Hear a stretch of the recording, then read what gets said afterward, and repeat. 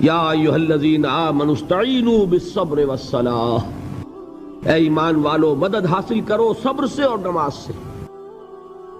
ان اللہ مع الصابرین، اللہ تعالیٰ صبر کرنے والوں کے ساتھ ہے۔ اور پھر آگے چل کر وبشر الصابرین الذین اذا اصابتهم مصیبۃ قالوا انا للہ وانا الیہ راجعون، اے نبی بشارت دیجئے، خوشخبری دیجئے ان صبر کرنے والوں کو کہ جن پر جب بھی کوئی تکلیف یا مصیبت نازل ہوتی ہے تو کہتے ہیں کہ ہم اللہ ہی کے ہیں اور اللہ ہی کی طرف ہمیں لوٹ جانا ہے۔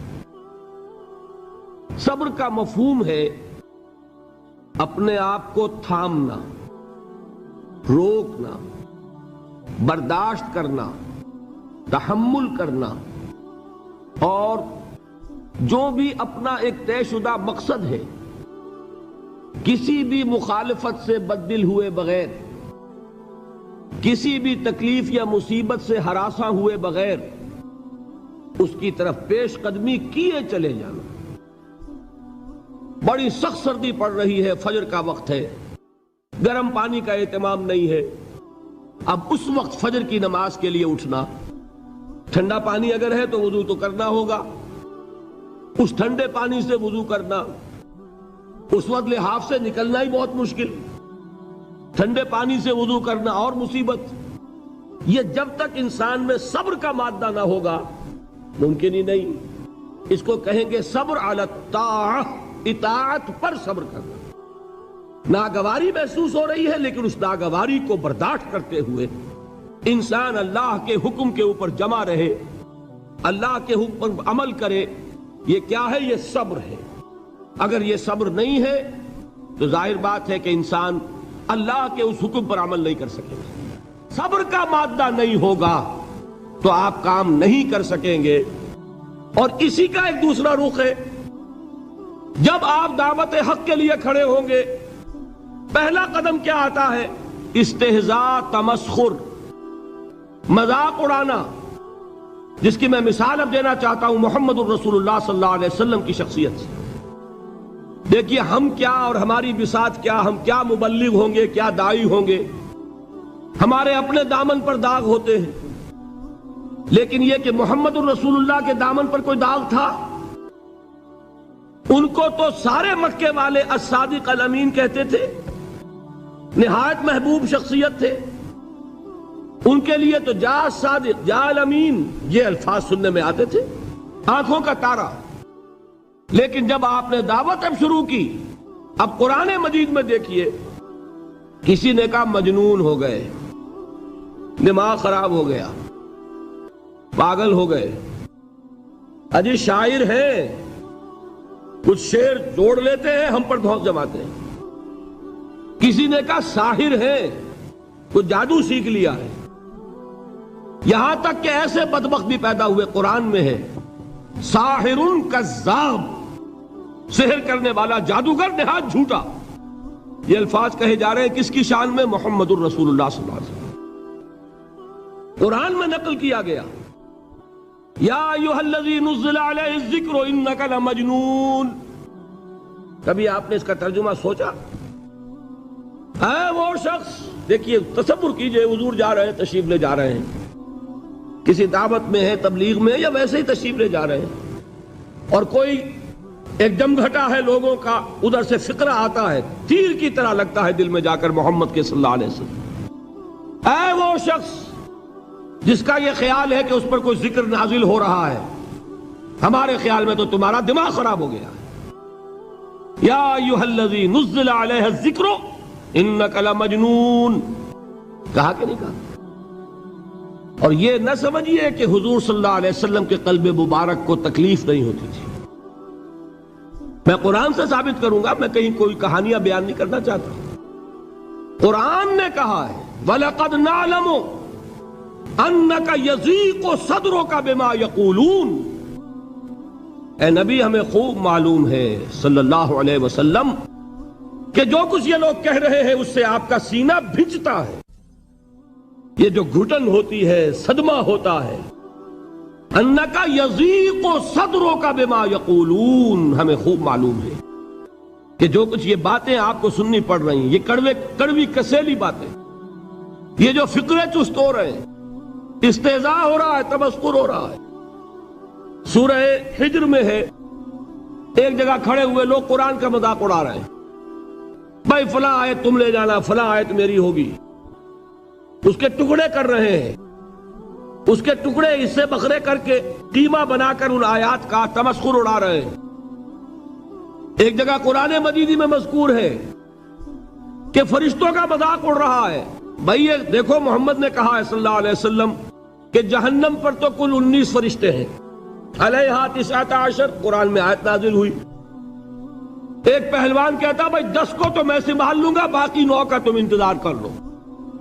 یہ باتیں آ رہی ہیں حضور کے کانوں میں، کلام الہی کے ساتھ کیا سلوک ہو رہا ہے، مجھ پر کیا فقرے چست کیے جا رہے ہیں، مجھ پر جس طریقے سے استہزاء اور تمسخر کا رویہ اختیار کیا گیا ہے، دل بھچ رہا ہے، دل میں صدمہ ہے۔ دیکھیے سورہ نون ہے، اور میرے نزدیک یہ دوسری وحی ہے جو حضور پر نازل ہوئی ہے، اس کی ابتدائی آیات، نون والقلم وما یسطرون ما انت بنعمت ربک بمجنون وان لک لاجرا غیر ممنون وانک لعلی خلق عظیم فستبصر ویبصرون بأیکم المفتون ان ربک هو یعلم بمن ضل عن سبیلہ وهو اعلم بالمہتدین۔ نون، قسم ہے قلم کی اور جو کچھ یہ لکھتے ہیں۔ اے نبی آپ اپنے رب کی نعمت سے مجنون نہیں ہیں۔ یہ کیوں کہا جا رہا ہے؟ حضور کو جو صدمہ پہنچا ہے وہی نازل ہوئی ہے دل جوئی کے لیے، تسلی کے لیے۔ آپ کیوں برا منا رہے ہیں؟ اے نبی آپ کیوں صدمہ اور رنج اور اندوہ محسوس کر رہے ہیں؟ ان بدبختوں کے کہنے سے کوئی آپ مجنون ہو جائیں گے؟ مانتا بے نعمت ربک بمجنون وَإِنَّ لَكَ لَأَجْرًا غَيْرَ مَمْنُونَ، آپ کو جو یہ صبر کرنا پڑ رہا ہے، آپ کو جو یہ جھیلنا پڑ رہا ہے، اس کی وجہ سے آپ کو وہ اجر ملے گا جس کا سلسلہ کبھی منقطع نہیں ہوگا۔ وَإِنَّكَ لَعَلَىٰ خُلُقٍ عَظِيمٍ، اور اے نبی آپ تو خلق عظیم کے حامل ہیں۔ آپ کا اخلاق، آپ کا کردار، آپ کی سیرت، آپ کی شخصیت میں طہارت، نفاست، پاکیزگی، آج تک دنیا نے کوئی پاگل، کوئی مجنون ایسا بھی دیکھا؟ یہ ساری باتیں اللہ تعالیٰ حضور کی دلجوئی کے لیے فرما رہے ہیں۔ اس سے آپ اندازہ کیجئے کہ کتنا صدمہ ہوتا ہوگا۔ یہی ہے، اس ساری چیز کو جمع کیجئے تو یہ چیز کیا ہے؟ وَاصْبِرْ عَلَىٰ مَا يَقُولُونَ وَاهْجُرْهُمْ هَجْرًا جَمِيلًا، صبر کرو اے نبی، صبر کرو اے محمد صلی اللہ علیہ وسلم، جھیلو اور برداشت کرو اس پر جو یہ کہہ رہے ہیں۔ یریدون لیطفئوا نور اللہ بافواہہم، یہ چاہتے ہیں کہ اللہ کے نور کو اپنے منہ سے بجھا دیں، پھونکے مار کے ہی بس۔ نور خدا ہے کفر کی حرکت پہ خندہ زن، پھونکوں سے یہ چراغ بجھایا نہ جائے گا۔ یریدون لیطفئوا نور اللہ بافواہہم واللہ متم نورہ ولو کرہ الکافرون، یہ چاہتے ہیں کہ اپنے منہ کی پھونکوں سے اللہ کے نور کو بجھا دیں، حالانکہ اللہ تعالیٰ تو اپنے نور کا اتمام فرما کر رہے گا، خواہ ان کافروں کو کتنا ہی ناگوار ہو۔ اس کی ترجمانی ہے نور خدا ہے کفر کی حرکت پہ خندہ زن، پھونکوں سے یہ چراغ بجھایا نہ جائے گا۔ یہی وجہ ہے، دیکھیے مکی صورتوں میں خود نبی اکرم صلی اللہ علیہ وسلم کو اتنے مختلف پیرایوں میں صبر کا حکم دیا گیا۔ کچھ مثالیں میں دے چکا ہوں، وَلِرَبِّكَ فَاصْبِرْ، اسی طریقے سے وَاصْبِرْ كَمَا صَبَرَ أُولُو الْعَزْمِ مِنَ الرُّسُلِ، اے نبی صبر کیجئے جیسے کہ صبر کیا ہمارے اولو العزم رسولوں نے۔ وَاصْبِرْ وَمَا صَبْرُكَ إِلَّا بِاللَّهِ، اے نبی صبر کیجئے اور آپ کا صبر تو اللہ ہی کے سہارے ہے۔ وَاصْبِرْ لِحُکْمِ رَبِّكَ، یہ سورہ نون جس کی ابتدائی آیات میں نے آپ کو سنائی، نون والقلم وما یسطرون ما انت بنعمت ربک بمجنون، اس کا اختتام کیا ہوتا ہے؟ وَاصْبِرْ لِحُکْمِ رَبِّكَ وَلَا تَكُنْ كَصَاحِبِ الْحُوتِ إِذْ نَادَىٰ وَهُوَ مَكْظُومٌ، اے نبی صبر کیجئے اپنے رب کے فیصلے کا انتظار کیجئے اور اس مچھلی والے کے مانند نہ ہو جائیے۔ مچھلی والا کون؟ حضرت یونس علیہ السلام۔ مچھلی والے نے اپنے دینی حمیت اور غیرت جو تھی اس کی وجہ سے اللہ کے حکم کا انتظار نہیں کیا، اپنی قوم کو چھوڑ کر چل دیے۔ نبی کا، رسول کا یہ معاملہ ہوتا ہے، جیسے کہ آپ کو معلوم ہے کوئی افسر ہے کسی حکومت کا، وہ اپنی پلیس آف ڈیوٹی کو نہیں چھوڑ سکتا، he must stick to his place of duty. بڑے افسرز کے لیے تو یہ بہت بہت اہم بات ہے۔ تو اے رسول، جہاں آپ کو ہم نے تعینات کیا ہے آپ وہاں سے ہل نہیں سکتے کہ ذرا مخالفت ہوئی، لوگوں نے فقرے چست کیے اور آپ کہیں اور چل دیے، دفع ہوئیے، یہ بات نہیں سننا چاہتے، میں کسی اور کو سناؤں گا۔ ہو سکتا ہے نا؟ ہم تو کرتے ہیں نا یہ، اس لیے کہ ہمیں تو اللہ نے کہیں تعینات تو نہیں کیا نا۔ اگر ایک جگہ کے لوگ بات نہیں سنتے، چلو بھائی ہم کہیں اور جائیں گے، وہاں بات سنائیں گے۔ لیکن رسول کا معاملہ ہوتا ہے جو اس کی پلیس آف اپوائنٹمنٹ ہے، he cannot leave his place without the express permission of Allah سبحانہ و تعالی۔ آپ نے یہ سنا ہوگا، سیرت کی تقاریر میں پڑھا ہوگا کہ مدینے کی طرف ہجرت کی اجازت حضور نے تمام صحابہ کو دے دی، خود منتظر رہے جب تک کہ اللہ کی طرف سے اجازت نہیں آ گئی۔ حضرت ابو بکر پوچھتے رہتے تھے حضور اجازت آ گئی کہ نہیں؟ نہیں ابھی نہیں آئی۔ حضور اذن آ گیا؟ نہیں آیا، ابھی نہیں آیا۔ حبشہ کی طرف سب کو بھیج دیا، اجازت دے دی جو جانا چاہے چلا جائے۔ حضور کی صاحبزادی جو حضرت عثمان کے نکاح میں تھی وہ بھی ہجرت کر رہی ہے، لیکن حضور تو نہیں گئے۔ رسول نہیں چھوڑ سکتا اپنی جگہ کو، یہاں تک کہ تمام تقریباً صحابہ چلے گئے، حضور رہ گئے، حضرت ابو بکر رہ گئے، حضرت علی رہ گئے، اور حضرت ابو بکر پوچھ رہے ہیں بار بار اجازت آئی یا نہیں؟ نہیں ابھی نہیں آئی۔ حضرت عائشہ نے واقعہ بیان کیا کہ ایک روز اچانک دوپہر کے وقت ہم نے دیکھا کہ حضور نے اپنے پورے جسم کو ڈھانپا ہوا ہے، چہرے کو بھی کپڑے میں ڈھانکا ہوا ہے اور تشریف لا رہے ہیں۔ یہ اس میں تعجب کی بات یہ کہ عرب میں آج بھی آپ کو معلوم ہے کہ یہ چیز جو ہے ان کی روایات کے خلاف ہے کہ دوپہر کے وقت کوئی کسی سے ملنے جائے۔ یہ وقت جو ہے قیلولے کا ہے، آرام کا ہے۔ تو این ٹھیک دوپہر کے وقت تشریف لائے حضور، آپ نے آ کے حضرت ابو بکر سے فرمایا کہ اجازت آ گئی ہے۔ حضرت ابو بکر نے بہت خوش ہو کر ایک بات کہی، حضور میں نے 2 اونٹنیاں تیار کی ہوئی ہیں۔ یعنی اب آپ وہ تو سوچتے تھے نا شاباش ملے گی کہ میں نے تیاری کی ہوئی ہے، میں نے 2 اونٹنیوں کو خوب کھلا پلا کے فربا کیا ہوا ہے، بڑی توانا ہے تاکہ ہم تیزی کے ساتھ سفر کر سکیں۔ حضور نے توقف کیا، فرمایا ہاں ٹھیک ہے، 1 اونٹنی میں استعمال کروں گا لیکن میں اس کی قیمت ادا کروں گا۔ حضرت ابو بکر کی آنکھوں میں آنسو آ گئے، روتے ہوئے کہا حضور مجھ سے یہ مغایرت، کیا یہ جان اور مال کسی اور کے لیے ہے؟ آپ مجھ سے بھی کہہ رہے ہیں میری اونٹنی جو ہے وہ بھی بلا معاوضہ آپ قبول نہیں فرما رہے۔ یہ ہے محمد الرسول اللہ کی غیرت اور حمیت کا معاملہ۔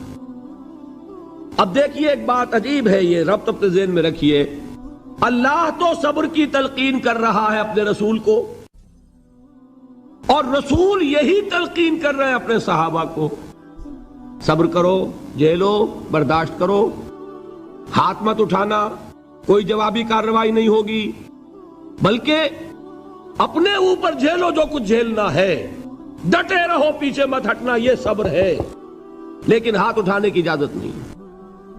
چنانچہ اب ذرا چشم تصور سے دیکھیے، ابو جہل اس نے جو بدترین روش اختیار کی، وہ ایک خاندان تھا حضرت یاسر، ان کی اہلیہ حضرت سمیہ اور ان کے فرزند حضرت عمار رضی اللہ تعالی عنہم۔ یہ غلام نہیں تھے، حضرت سمیہ تو کنیز تھیں لیکن یاسر غلام نہیں تھے۔ ان کی کہانی یہ ہے، واقعہ یہ ہے کہ یہ بہت نیک آدمی تھے یاسر، یمن کے باشندے۔ انہیں کو خواب میں بشارت ہوئی کہ نبی کا ظہور ہونے والا ہے مکے میں، جاؤ شاید ان کے قدموں تک پہنچ جاؤ۔ یہ یمن سے ترک وطن کر کے مکے آ گئے۔ ابو جہل کا ایک چچا تھا، بہت شریف النفس انسان، اس کے ساتھ معاہدہ کیا حلیف بن کر، اور وہ مکے میں رہنے لگے۔ اس لیے کہ یہ نوٹ کر لیجئے، مکہ اس وقت ایک قبیلے کا شہر تھا، صرف قریش۔ یا قرشی رہ سکتا تھا وہاں، یا قرشی کا حلیف، کہ اگر تو کسی قرشی نے آپ کو امان دی ہوئی ہے تو آپ رہ سکتے ہیں مکے میں، ورنہ نہیں۔ یا تیسرے قرشی کا غلام، غلام تو ملکیت ہی ہے اس کی، جیسے بھیڑ بکری ہے کسی قرشی کی، اسی طرح اس کے غلام ہے۔ یہ تین کیٹیگریز تھی انسانوں کی مکے میں۔ اسی کو نوٹ کیجئے کہ جو بیچارے غلام تھے وہ سب سے زیادہ ستائے گئے، اس لیے کہ غلاموں کے تو حقوق ہی کوئی نہیں تھے۔ بلال غلام تھے، ابو فقی غلام تھے، زنیرہ ایک کنیز تھی، ان کو جو ماریں پڑی ہیں اس کا آپ کو معلوم ہے۔ حضرت بلال کے ساتھ جو کچھ امیہ ابن خلف نے کیا، کہ جس طریقے سے کہ حیوانوں کی لاشیں جو ہے کھینچ کر گھسیٹ کر لے جائی جاتی ہیں، ان کی گردن میں رسی ڈال کر گھسیٹتے، اسی طریقے سے حضرت بلال کے گردن میں رسی ڈال کر ٹھیک دوپہر کے وقت مکے کی سنگلاخ گلیوں کے اندر گھسیٹا جاتا تھا۔ نیچے زمین جل رہی ہے توے کی طرح، اور ویسا بھی ہوتا تھا کہ چت لٹا دیا، اوپر سے وہ آگ مکے کا، کہ سورج جو ہے ذرا نوٹ کیجئے، آگ برسا رہا، نیچے زمین توے کی طرح جل رہی ہے، اور ایک بھاری سل بھی لا کر جو ہے سر پر رکھ دی، چھاتی پر رکھ دی گئی ہے کہ آواز نہیں نکل رہی، جھاگ نکل رہے منہ سے، لیکن اس حال میں بھی احد احد احد، ایک ایک اللہ، قل هو اللہ احد، الفاظ نکل رہے۔ یہ ہے وہ صبر، صبر علی الابتلاء، صبر علی الایذاء۔ یہ ابتلاء اور ایذاء پر صبر ہے، جھیلو، برداشت کرو، اس توحید پر قائم رہو، محمد کی رسالت کے اقرار کرتے رہو صلی اللہ علیہ وسلم، لیکن ہاتھ نہیں اٹھانا۔ اب میں آپ کو بتا رہا تھا یہ تو غلام تھے، یہ جو تھے یاسر، یہ حلیف تھے، غلام تو نہیں تھے نا۔ البتہ وہ ابو جہل کے چچا کی کنیز تھی یہ سمیہ، انہوں نے اجازت لے کر ان سے نکاح کر لیا، یہ تو کنیز رہیں گی۔ بیٹا جو ہوا وہ بھی ایک طرح سے، جب کنیز زیادہ ہے تو غلام ہو گیا، عمار ابن یاسر۔ وہ جو شخص تھا بہت شریف النفس ابو جہل کا چچا، وہ مر گیا، اب ابو جہل جو ہے اس خاندان کا سربراہ ہے، لہذا یہ تینوں جو افراد ہیں وہ اس کے رحم و کرم پر ہیں۔ یاسر کو بھی پروٹیکشن اگر ہے تو ابو جہل کی ہے، ابو جہل جو چاہے کرے، اور سمیہ تو کنیز ہے ہی، اس کا تو کوئی حق ہے ہی نہیں، جو چاہے کرے، اور عمار ان دونوں کا بیٹا ہے، لہذا بدترین معاملہ کیا ابو جہل نے ان تین افراد کے ساتھ۔ حضرت سمیہ کے ساتھ جو کچھ کیا گیا ہے آپ اس کا تصور نہیں کر سکتے۔ بالآخر جو شہید کیا ہے حضرت سمیہ کو، ایذائیں دے دے کے، سسکا سسکا کے، ان کے جسم کے نازک حصوں کو جلا کے، داغ دے کر، کہتا کیا تھا، ایک دفعہ کہہ دو کہ میرا جو یہ بت ہے یہ بھی الہ ہے، مان لو میں چھوڑ دوں گا۔ تنگ آ گیا، کسی طریقے سے ایک دفعہ کہہ دو پھر میں چھوڑ دوں گا۔ لیکن یہ میاں بیوی حضرت یاسر اور حضرت سمیہ رضی اللہ تعالی عنہما، یہ ہے ثبات، یہ ہے صبر، یہ ہے استقلال، ایک مرتبہ بھی کہنے کے لیے تیار نہیں ہو، جو چاہو کر لو، اب ہم تو اس سے پیچھے نہیں ہٹیں گے۔ تنگ آ کر اس نے حضرت سمیہ کی تو شرمگاہ میں برچھا مارا ہے اور شہید کیا۔ حضرت یاسر کے بارے میں ایک روایت یہ ہے، ستا ستا کے، تنگ کر کر کے، آخر کار جو ختم کیا، انہیں شہید کیا کس طرح، 4 سانڈ اونٹ جوان، ان سے رسے باندھے، ایک رسے سے ایک بازو باندھا، دوسرے سے دوسرا بازو باندھا، تیسرے سے ایک ٹانگ باندھی، چوتھے سے دوسری ٹانگ باندھی، اور چاروں کو دوڑایا ہے کہ جسم کے پرخچے ہو گئے۔ اس وقت سامنے سے حضور گزرتے تھے جبکہ آل یاسر کے ساتھ یہ معاملہ ہو رہا ہے، کیا فرماتے تھے، اسبروا یا آل یاسر فإن موعدکم الجنہ، اے یاسر کے گھر والوں صبر کرو، جھیلو، اس لیے کہ تمہارے وعدے کی جگہ جنت ہے۔ اللہ تعالیٰ ادھر آنکھ بند ہوگی، ادھر جنت میں تمہارا داخلہ ہو جائے گا۔ یہ ہے تواصوا بالصبر، والعصر ان الانسان لفی خسر، یہ تواصو بالصبر پر کون عمل کر رہا ہے؟ محمد الرسول اللہ صلی اللہ علیہ وسلم۔ دے تو بھی محمد کی صداقت کی گواہی۔ یہ صداقت کی گواہی دیتے ہوئے انہوں نے اپنی جانیں دے دی۔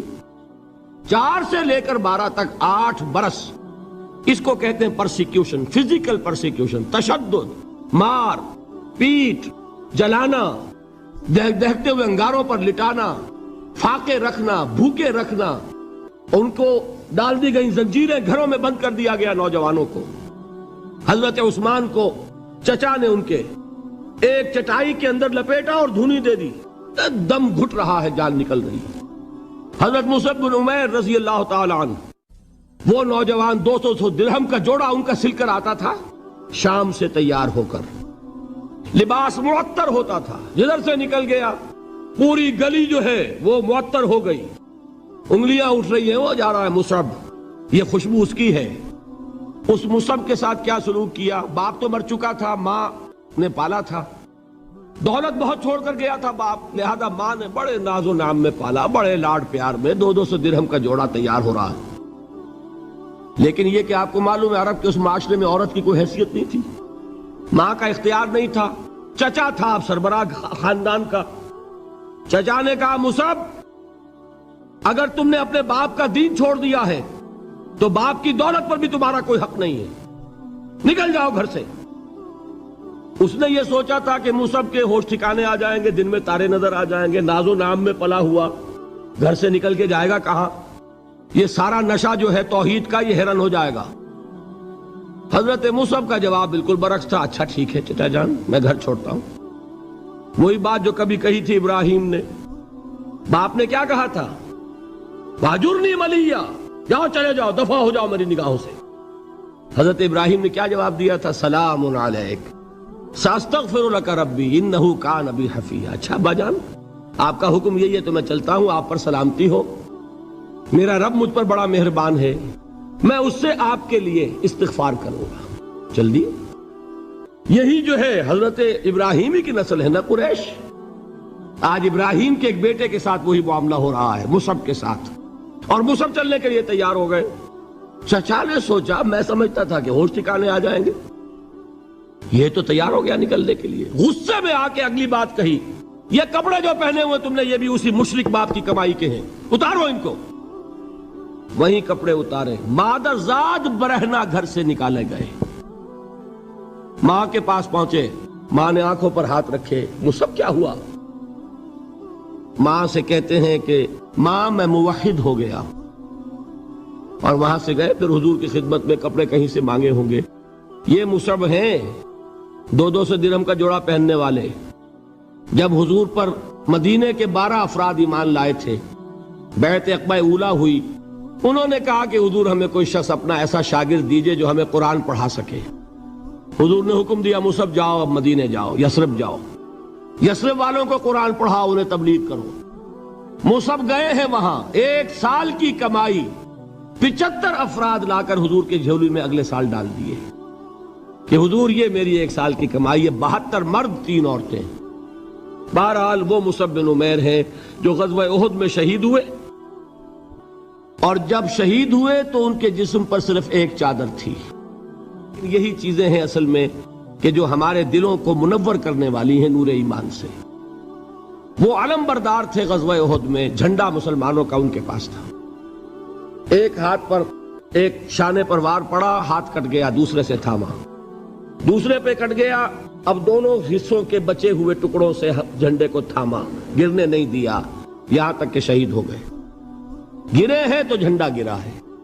شکل میں حضور سے بہت مشابہ تھے، خبر اڑ گئی کہ محمد شہید ہو گئے صلی اللہ علیہ وسلم۔ یہ مصعب بن عمیر کا واقعہ ہے۔ جب ان کو اب دفن کرنے کا وقت آیا، اور شہید کے لیے کفن جو ہے اس کا وہی لباس ہوتا ہے جو شہادت کے وقت ہو، حضور کے سامنے ایک پرابلم پیش کیا گیا۔ حضور، مصعب کے جسم پر تو ایک چادر تھی، اور وہ چادر بھی اتنی چھوٹی ہے، یعنی 2 گز کی چادر بھی نہیں ہے، اس سے اگر سر ڈھانپتے ہیں مصعب کا تو پیر کھل جاتے ہیں، پیر ڈھانپتے ہیں تو سر کھلتا ہے، کیا کریں؟ حضور نے فرمایا سر ڈھانپ دو چادر سے اور پیروں پر گھاس ڈال دو، یہ آخری لباس ہے جو محمد کے اس دیوانے کو اس دنیا سے رخصت ہوتے ہوئے ملا ہے، جس کا 200 درہم کا جوڑا چلتا تھا۔ یہ ہے صبر۔ برداشت کیا کہ نہیں کیا؟ یہ خباب بن الارت پیشے کے لحاظ سے لوہار تھے۔ سوچئے ایک زندہ انسان کو دہتے ہوئے انگاروں پر لٹایا جا رہا ہے، ان انگاروں سے کھال جلی، کمر کی چربی پگھلی، اس پگھلنے والی چربی سے وہ انگارے ٹھنڈے پڑے۔ یہ سب کچھ جھیل رہا ایک شخص۔ سوچنے والوں نے سوچا نہیں ہوگا کیا جرم تھا ان کا؟ تو بڑا شریف آدمی ہے، بہت اچھا کاریگر ہے، وقت پر کام دیتا ہے، مناسب اجرت لیتا ہے، یہ کیا ہوا؟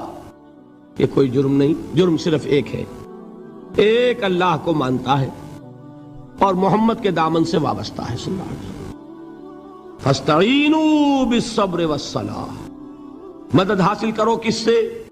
صبر سے اور نماز سے۔ ان اللہ مع الصابرین، جان لو کہ اللہ تعالیٰ صبر کرنے والوں کے ساتھ ہے۔ ولا تقولوا لمن يقتل في سبيل الله اموات، اور ہرگز نہ کہو اسے جو اللہ کی راہ میں قتل ہو جائے کہ وہ مردہ ہے۔ بل احیاء ولکن لا تشعرون، نہیں، وہ زندہ ہے لیکن تمہیں ان کا شعور نہیں ہے۔ اور سنیے اب یہ آیت اہم ترین ہے صبر کے موضوع پر۔ وَلَنَبْلُوَنَّكُمْ بِشَيْءٍ مِّنَ الْخَوْفِ وَالْجُوعِ وَنَقْصٍ مِّنَ الْأَمْوَالِ وَالْأَنفُسِ وَالثَّمَرَاتِ وَبَشِّرِ الصَّابِرِينَ، اور دیکھو ہم تمہیں آزمائیں گے۔ وَلَنَبْلُوَنَّكُمْ، ہم لازماً آزمائیں گے تمہیں، بِشَيْءٍ مِّنَ الْخَوْفِ، خوف کی کیفیت طاری کر کے، والجوع، بھوک، فقر اور فاقہ، ونقص من الاموال، مالی نقصان، والانفس، جانی نقصان، والثمرات، اور ثمرات، پھلوں اور میووں کا نقصان۔ میرے نزدیک یہاں پر ثمرات کا مفہوم ایک اور بھی ہے۔ ایک تو صاف تھا کھجور کی فصل تیار ہے، غزوہ تبوک جانے کا حکم مل گیا، کون اتارے گا؟ اور کھجور وقت پر اتری نہیں، برباد ہو جائے گی۔ یہ ہو رہا ہے نا میووں کا نقصان۔ اور میرے نزدیک یہاں یہ بھی ہے، بسا اوقات بہت سی محنتوں کا نتیجہ انسان دیکھتا ہے کہ ضائع چلا گیا۔ میں نے 10 سال محنت کی، حاصل کوئی نہیں نکلا۔ یہ ثمرات کیا ہیں؟ محنتیں، محنتوں کے ثمرات کا ضیاع۔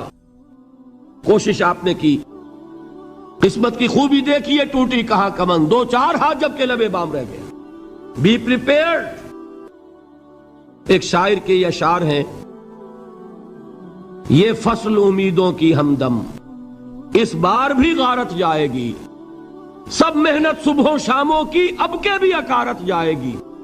میرے نزدیک یہ ثمرات کا جو لفظ یہاں آیا ہے، وَنَقْصٍ مِّنَ الْأَمْوَالِ وَالْأَنفُسِ وَالثَّمَرَاتِ، سب محنت صبحوں شاموں کی اب کے بھی اکارت جائے گی۔ دھرتی کے کونوں کھدروں میں پھر اپنے لہو کی کھاد بھرو، پھر مٹی سینچو اشکوں سے، پھر اگلی رت کی فکر کرو، پھر اگلی رت کی فکر کرو، جب پھر ایک بار اجڑنا ہے۔ ایک فصل پکی تو بھر پایا، تب تک تو یہی کچھ کرنا ہے۔ ایک مقصد ہے سامنے، انقلاب برپا کرنا ہے۔ ایک کوشش ناکام ہو جائے کوئی پرواہ نہیں، نیکسٹ، پھر تیار رہو ناکامی کے لیے۔ ایسا نہ ہو جو انگریزی میں کہتے ہیں hope for the best but be prepared for the worst. ایسا نہ ہو کہ دوسری مرتبہ ناکام ہو کے بددل ہو جاؤ، تمہاری ہمتیں جواب دے جائیں۔ نہیں، پہلے سے تیار رہو کہ دوسری مرتبہ بھی ناکامی آئے تو آئے، لیکن جب تک کہ کامیابی حاصل نہیں ہوتی ہمیں یہ کام کیے چلے جانا ہے۔ دیکھیے سیرت میں آیا کہ نہیں یہ واقعہ؟ بدر میں مسلمانوں کو فتح ہوئی تو احد میں زک پہنچی کہ نہیں؟ 70 صحابہ شہید ہوئے کہ نہیں؟ اگر ان کی ہمتیں جواب دے جاتی تو گاڑی کیسے چلتی آگے؟ تو فرمایا وَلَنَبْلُوَنَّكُمْ بِشَيْءٍ مِّنَ الْخَوْفِ وَالْجُوعِ وَنَقْصٍ مِّنَ الْأَمْوَالِ وَالْأَنفُسِ وَالثَّمَرَاتِ، ہم تمہیں لازماً آزمائیں گے، خوف کی کیفیت سے، فقر و فاقے کی کیفیت سے، بھوک سے، جان کے نقصان سے، مال کے نقصان سے، محنتوں کے حاصل کے ضائع ہو جانے سے۔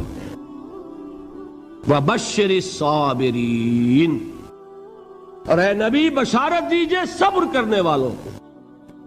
الَّذِينَ إِذَا أَصَابَتْهُمْ مُصِيبَةٌ، وہ کہ جب ان پر کوئی تکلیف آئے، کوئی مصیبت آئے، کوئی آزمائش آئے، قَالُوا إِنَّا لِلَّهِ وَإِنَّا إِلَيْهِ رَاجِعُونَ، وہ یہ کہیں کہ ہم اللہ ہی کے ہیں، اللہ ہی کی طرف لوٹ جانا ہے۔ یہ وہی انداز ہے جو میں نے فارسی کا شعر سنایا تھا آپ کو کہ سرے تسلیم خم ہے جو مزاج یار میں آئے۔ وہ ہمارا مولا ہے، ہمارا آقا ہے، اگر اسے یہی منظور ہے تو ہمیں بھی یہی منظور ہے۔ میں نے تسلیم و رضا کی بات کی تھی نا، آپ کو کچھ شعر سنائے تھے، ایک شعر اور سنیے، اور یہ کس کا ہے؟ محمد علی جوہر کا۔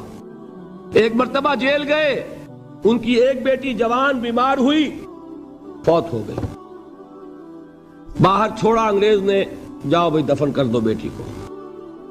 دوسری مرتبہ جیل گئے، دوسری جوان بیٹی اسی مرض میں مبتلا ہوئی۔ اب یہ جیل میں ہے، خبر پہنچی کہ دوسری بیٹی کے اوپر بھی اسی مرض کا حملہ ہوا ہے۔ ایک نظم لکھی ہے جس کا آخری شعر یہ ہے، تیری صحت ہمیں منظور ہے لیکن اس کو نہیں منظور تو پھر ہم کو بھی منظور نہیں۔ یہ ہے، جب تک یہ کیفیت نہ ہو اس میدان میں آدمی ثابت قدم نہیں رہ سکتا کہ میرے رب کو اگر یہ منظور ہے تو یہی مجھے منظور ہے، اور تیری صحت ہمیں چاہیے تو ضرور، لیکن ہمارے رب کو منظور نہیں تو ہمیں بھی منظور۔ راضی برضائے رب۔ وَبَشِّرِ الصَّابِرِينَ الَّذِينَ إِذَا أَصَابَتْهُمْ مُصِيبَةٌ قَالُوا إِنَّا لِلَّهِ وَإِنَّا إِلَيْهِ رَاجِعُونَ۔ نہ شود نصیب دشمن کے شود ہلاک تیغت، سر دوستہ سلامت کے تو خنجر آزمائی۔ اولئک علیہم صلوات من ربہم ورحمہ، یہی ہیں وہ لوگ جن پر ان کے رب کی طرف سے عنایتیں ہیں اور رحمتیں ہیں۔ وَأُولَئِكَ هُمُ الْمُهْتَدُونَ، اور یہی ہیں وہ لوگ جو کامیاب ہونے والے ہیں، ہدایت پانے والے، ہدایت یافتہ۔ وَالصَّابِرِينَ فِي الْبَأْسَاءِ وَالضَّرَّاءِ وَحِينَ الْبَأْسِ، اور صبر کرنے والے، اصل نیکی ان کی ہے، جسمانی تکلیفوں میں صبر کرنے والے، فقر اور فاقے میں صبر کرنے والے، اور جنگ کے وقت صبر کرنے والے۔ اولئک الذین صدقوا واولئک هم المتقون، یہ ہیں وہ لوگ جو صبر کرنے والے ہیں، یہ ہیں جو سچے ہیں، جو اپنے دعوے میں نیکی کے اور ایمان کے صادق ہیں، اور یہی وہ لوگ ہیں جو متقی۔ اللہ تعالیٰ نے کیسے کیسے مسلمانوں سے کہا، مسلمانوں تمہیں زک پہنچی ہے تو انہیں بھی تو پہنچی تھی، ان کے 70 نہیں مارے گئے تھے بدر میں، ان کے حوصلے جو ہیں وہ تو پست نہیں ہوئے، وہ اگلے سال آ گئے تم پر چڑھائی کر کے۔ تم کیوں اتنا برا مان رہے ہو؟ تمہارے دل اتنے زخمی کیوں ہو گئے؟